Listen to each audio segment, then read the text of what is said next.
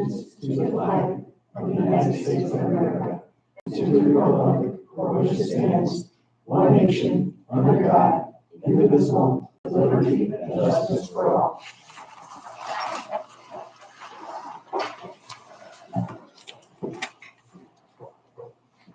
The first item tonight.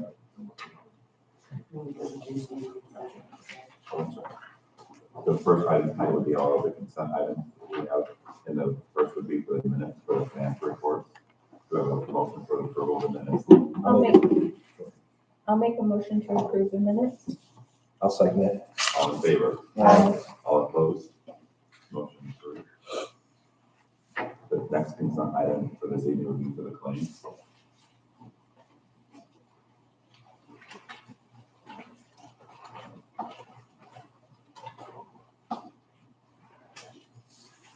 I'll make a motion to accept the claims. Do you have a second? I'll second it. All in favor? Aye. All opposed? Motion approved. Then moving on to consent items would be for the payroll approval. I'll make a motion to approve the payroll. I'll I'll second. second that motion. All in favor? Aye. All opposed? Motion approved. Then for personnel, moving on for certified, there are no certified items this evening, but we do have classified. The first would be for the approval of Greg Howard as the full-time in-house substitute for the remainder of the school year. I'll make a motion to approve Greg Howard.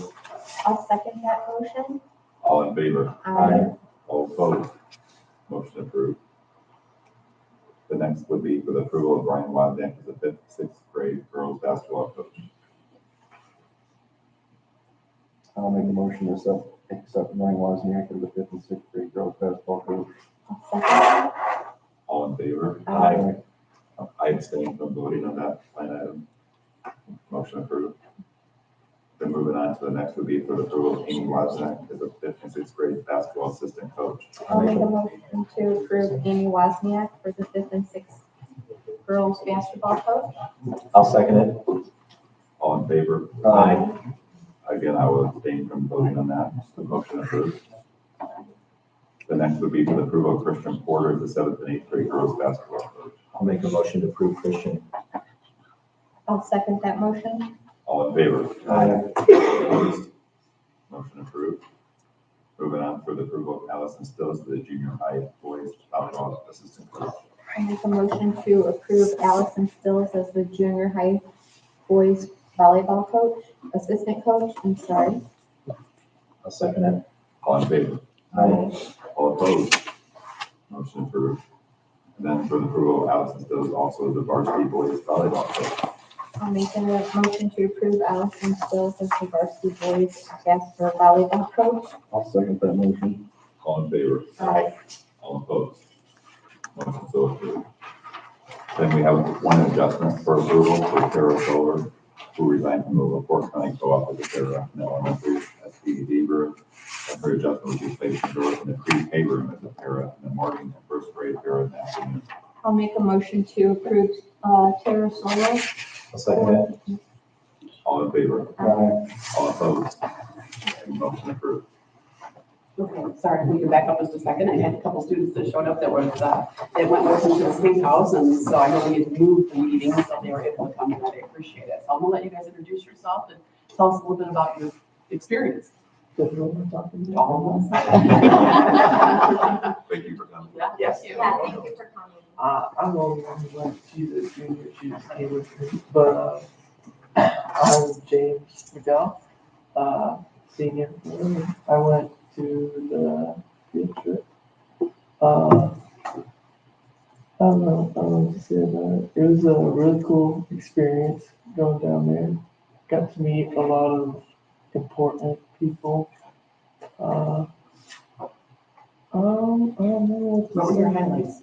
The highlights? Meeting the governor was cool. I got to talk to him about some of the upcoming bills that were being passed. He told us about how he got in his position as governor, starting businesses and stuff. That was interesting.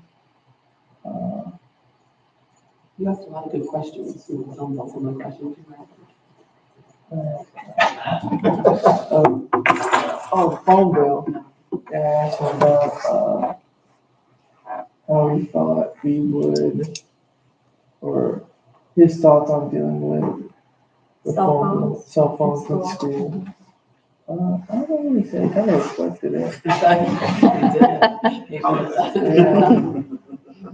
You didn't answer it at all. Yeah, Although it passed. yeah. It made me happy to see that you guys got to do it as older, Yeah. you know, because my kids, that was their favorite field trip, but they went in fourth or fifth grade. Oh, yeah. So it was nice to see you kids be able to do it as young adults, you If the know? juniors would have been able to go, that would have been cool too. Yeah. But how many other schools was it in? That day? No, just in In general. general, oh, I'm not sure about in general, but I know that you were only one of, I think, 3 that got to meet the governor and the attorney general and all the legislators that you did. So you guys definitely got the red carpet rolled out for you. That's pretty cool. That's an awesome experience. Yeah. I'm glad you guys got to do that. Thank you for coming in to share with us. Your aspiration to be a governor now.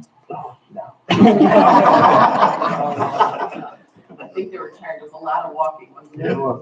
A lot of walking. I tried to warn them ahead of time, but Yeah. our feet were burning today. Yeah, All I that can marble. imagine. Yeah. Yeah, that's pretty cool. You got to press a lot of flesh, during the day, so we were communicating with different people that are all over the place. Man, I'm sure it's a busy day. Busy week. Yeah, yeah.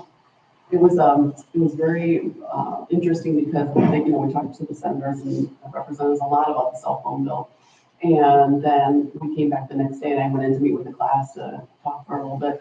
And one of the students said, well, I thought it was really interesting that they're talking about banning, they said cell phones are terrible in school and in the workplace. But we're sitting up in the balcony watching the legislative session and they're all on their cell phones. That's a really good point. Good perspective. Anyway, so Really, thank you for coming to Yeah. share with Thank us. you both. I'm glad you enjoyed your experience. That was awesome. Yeah, we'll do it again next year. So. Yeah. You won't be here, but we'll do it. We'll bring her. Thank you very much. Yeah, thank you. Want to go? You can go. Yeah,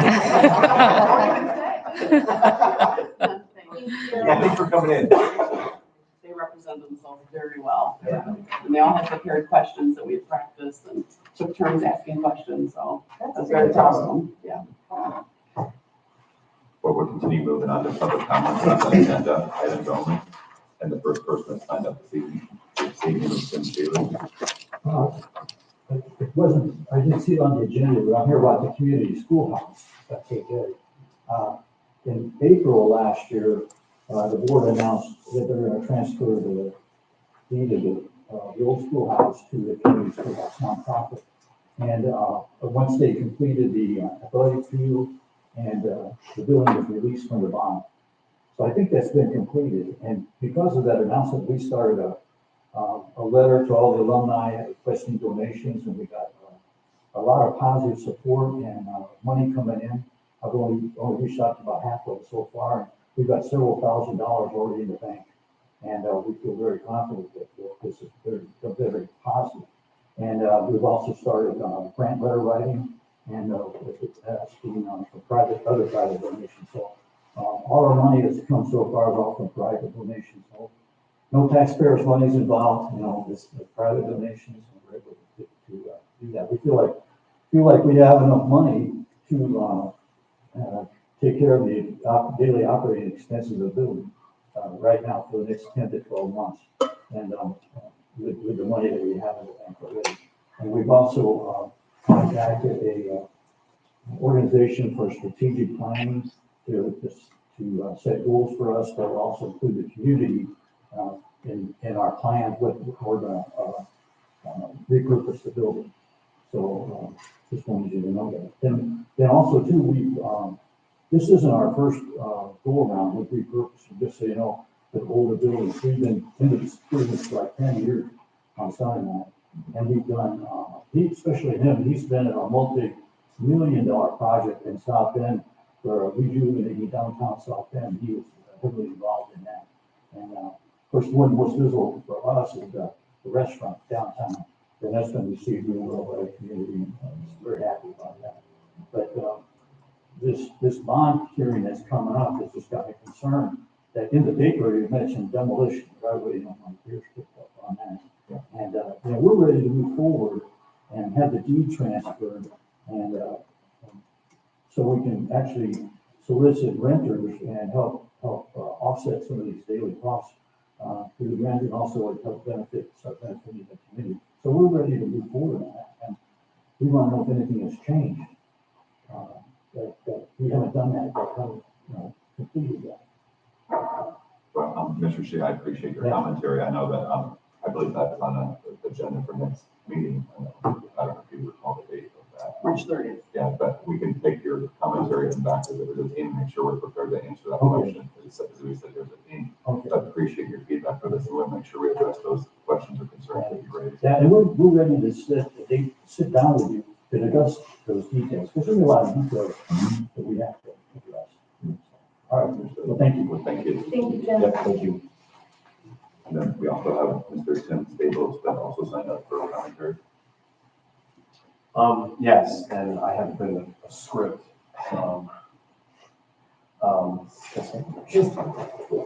Good evening, everyone. I am Timothy Staples, 1501 Michigan Avenue, LaPorte. And why, you might wonder, is a LaPortean here to talk about LaCrosse High School?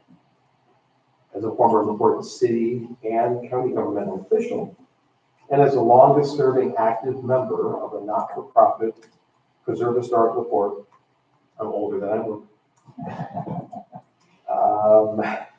I wanted to point out that awareness of the importance of LaCrosse High School extends well beyond the Tri-Township area.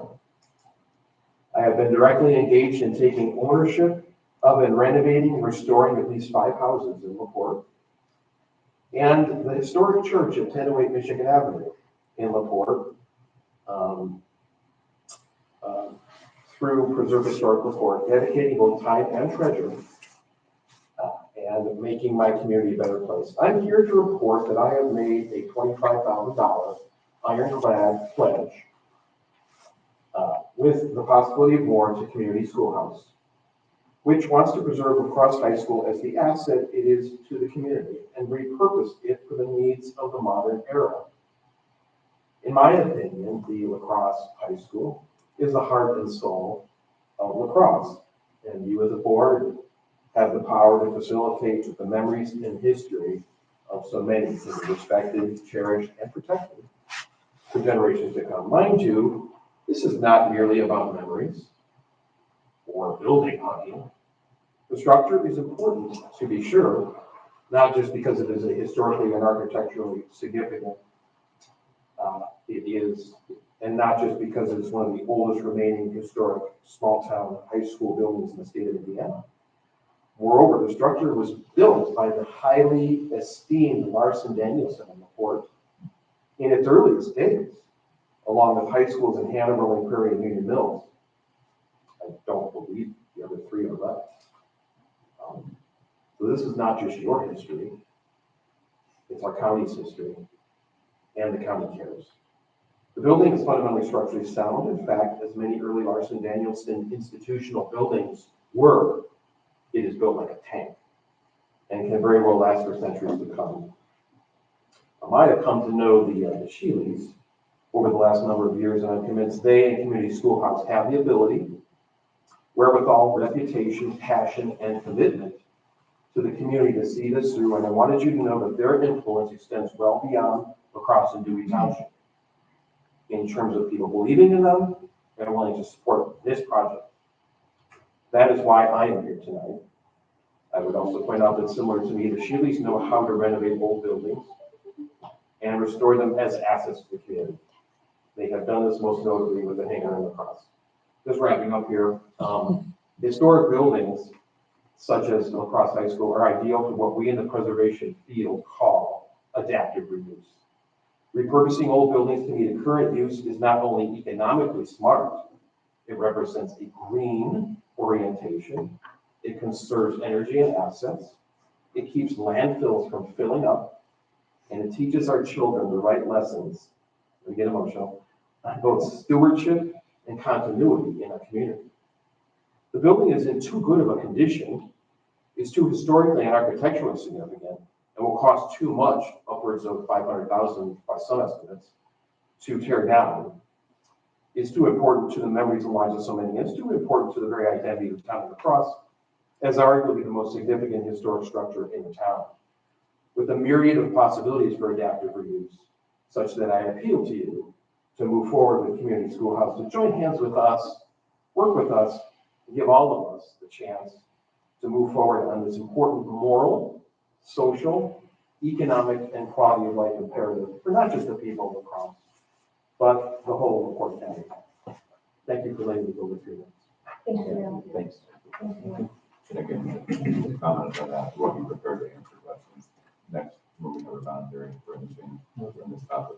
Appreciate your commentary. Thank you. We'll move on to the principal's report. Hello. I'll start off by telling you about our busy February with some snow days in there, and we managed to make it through the month. I'm excited to tell you that we kicked off the food program, the weekend food program. We send backpacks home every weekend with food for our students. That's going over very well, and I spent the whole grant, $10,000 worth. So I mapped it out so that we will have enough to send home every Friday till the end of the school year. So that was our goal, and it worked out perfectly. And thank you to Dr. McNulty for writing the grant for us. I think it's been very well received from the feedback I've gathered. I'd also like to celebrate our spelling bee winners. They were Orion couldn't be here. She's our middle school winner. And then Aiden Vincigira from third grade is the elementary winner. He was going to be able to come last week, but not this week because he has karate. But congratulations to Aiden and Orion. And they will go to PNW on March 19th for the regional competition. For our PLCs, our professional learning communities, we had a really good iReady training, and we had a special presentation about how to look at growth and stretch data. And it was a lot to learn and a lot to take in 45 minutes. And then we followed up the second week with, we met in our small groups of grade levels, and we really took a hard look at the data. We put them in different quadrants, and we're really looking to help move those kids because our goal is iRead starts tomorrow, and then iLearn is in April. So we really looked at who's ready to go, who needs a little extra push, and who's on the bubble. So we're going to push those kids and hopefully have some successful results. Our sports are underway. Middle school sports include the 5th and 6th grade girls basketball, middle school volleyball, and 7th and 8th grade basketball. And tournaments are coming up in the next 2 weeks. And that's all I have for the elementary report. And then Mr. McMahon couldn't be here, so I'm supposed to summarize his report. He's had a very productive month at Tri-Township Junior Senior High School with strong progress in academics, scheduling, and student achievements. They ended the January meeting with Ivy Tech's dual credit partnership team to review and expand our offerings. Currently, they offer 15 dual credits in English and chemistry, but next year we plan to add speech and exploring any additional dual credit and AP options for math and social studies. Our long-term goal is to move closer to the Indiana College Core by offering more in-house courses while still maintaining online options when needed. We are also launching an AP program and credentialing additional teachers to make this happen. And then the guidance counselor and Mr. McMahon have finalized the master schedule for next year, which is a huge feat. This structure allows flexibility to add programs as needed. And they have successfully transitioned all sophomores to the new diploma requirements, and juniors are moving that direction when it benefits them. We continue working through diploma pathways and work-based learning requirements. And he also met with the 220 Learning to discuss integrating simulated work-based learning opportunities, along with flexible options for personal finance, computer science, and college and career prep courses. And February was an excellent month for student success. Several students advanced to the state through the ISSMA. A group qualified for the personal finance state finals in Indianapolis. Brecken Ramirez won his region in the statewide NBA 2K esports tournament, and he'll compete at Gainbridge Fieldhouse on March 29th, so that's pretty exciting. The elementary middle school robotics teams had a strong showing at the Caston Buzzer Beater tournament this past weekend. And finally, our go-kart program continues to move forward. The first go-kart is up and running, and we began testing as we prepare for competition in 2 months. And overall, February reflected strong momentum in academics, programming, and student achievement. All right. Moving on to the last action item, the second reading. I'm sorry.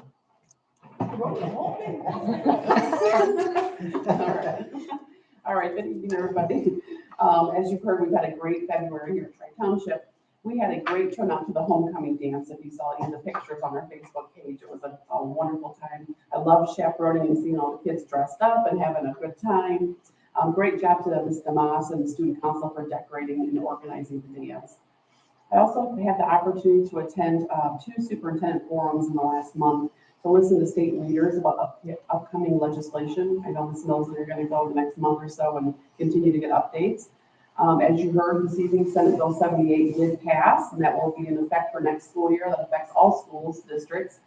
And the final version states that all students' personal devices, watches, metal glasses, all of that have to be put away and turned off at the beginning of every school day, and then they can get them back at the end of the day.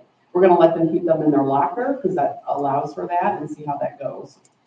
We'll also be working on updating our policy and begin talking with students, parents, and staff about the implementation of this for the fall. The other bill I was closely following was the consolidation bill. And I personally met with several legislators and our superintendent lobbyists to make sure that we had a voice at the table on this issue. And as it stands right now, the bill reads that small corporations such as ours will be left alone as long as we are financially solvent, which we are, and as long as our academics are solid, which they are, and going to continue to be.